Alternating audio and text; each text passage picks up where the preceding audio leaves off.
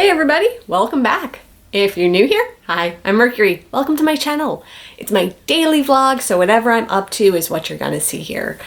And as promised, today is book review day. So today we are going to do a spoiler-free book review of Anne Rice's The Vampire Armand. So Armand is this character that has turned up throughout the Anne Rice universe of vampires. All the way from the beginning, he turned up in Interview with a Vampire. For those of you that recall, the Theatre de Vampire, when they were in Paris, Armand was there. So this is his tale. It is done in the same kind of a style as if he is narrating his life story to a novelist or reporter, and that is the book that we are reading. That being said, because Armand has been around for quite some time, he's a very old vampire, there's a lot of overlap to other stories and references to other books in the Anne Rice universe. I will say I did myself a disservice. I did not read it in order. I read a lot of Anne Rice, but I have not read all of Anne Rice. And one of the books I have not read is Memnoch the Devil, and The Vampire Armand references that. I also have not gotten to read Pandora, and The Vampire Armand references that. So there was clearly a gap of information that I didn't get. So my advice to anybody who is looking to read The Vampire Armand and be fully immersed in the world and fully understand all of the references being made, I would recommend reading before you touch The Vampire Armand. I would recommend reading Interview with a Vampire, The Vampire Lestat, Memnoch the Devil, Pandora, and Queen of the Damned. There are references to all of those novels in The Vampire Armand. So the first half of the book is Armand's life before he became a vampire and what led up to him becoming a vampire. The second half of the book is his life as a vampire, which then in turn references all of these other books.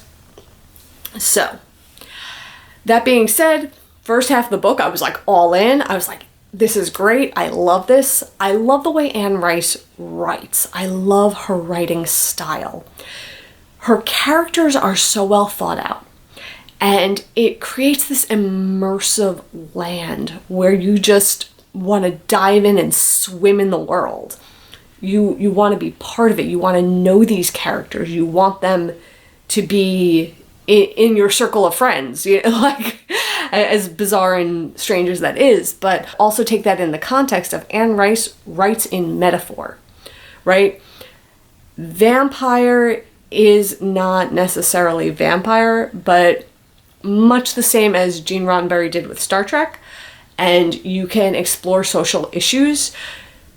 Because you're talking about vampire, you can explore other issues that might not float without the context of science fiction, fantasy, and so on and so forth. Anne Rice's gift to us is her ability to balance addressing these type of issues around sexuality, LGBTQ, and just being comfortable in your own body and being comfortable with who you are with the metaphor of vampire, and creating a world and creating a richness that you can just dig into, while simultaneously giving us a way of processing, quote unquote negative emotions. And I say that, quote unquote, because I don't believe that any emotions are negative. It's what we do with our emotions that could be negative. But what do we do with anger and rage and channel them into something constructive? But the vampire novel, inherent in what it is, gives us a way of processing these feelings and naming them. And I think that's so hard for a lot of people. It's feeling bad and not knowing why, feeling bad and not understanding it, feeling sad or feeling loss and grief and not knowing what to do with it or how to sit with it or how to be comfortable with it. And because the characters in Anne Rice's novels suffer, they really do suffer in their existence, but they're proud of who they are. They love themselves. And it takes us on this journey of how they go from a place of being consumed by quote unquote negative emotions to a place of self-acceptance, pride, love, power, and owning everything they are, the good, the bad, and the ugly. But they own it and they're comfortable with their existence. And taking us on that journey with those characters is incredible. So, my spoiler-free review of the Vampire Armand. Wonderful book.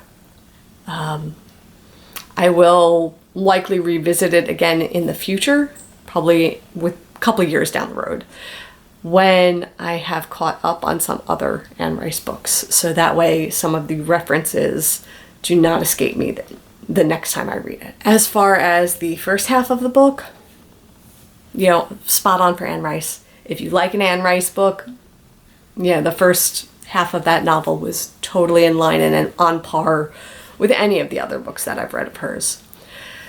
So, no regrets in reading it. Will want to read it again when I can understand all the references, but it's also a good sort of note to self that as I, pick the books off my bookshelf, I might want to consider going in the chronological order of their release and not what I think might be an interesting story at that point in time, because I feel like I missed out. I feel like I missed out because I went out of order. So definitely recommend going in order, which means that I need to backtrack up to, I think, Tale of a Body Thief would be, if I want to go chronologically, that would be the next one for me. Because I have skipped around. I have read from her other tales, like, The Witching Hour and the werewolf novels and Servant of the Bones. So I've gone on the journey with Anne Rice through all of her mythical themes. So yeah, would I recommend The Vampire Armand? Yeah, definitely. Would I recommend it even more if you've already read other Anne Rice books? Definitely. So excellent job as always. I am never disappointed with an Anne Rice novel. I'm sad that we lost her this year and that there won't be anything new. It's whatever's in that existing library is what we got. I feel fortunate that we have that, and it's such a wealth of literature. She wrote a lot. And I feel lucky that she was in this world to do that for us. So with that, I am done, and I will see you all tomorrow. And until then, stay inspired by everyone. Take care.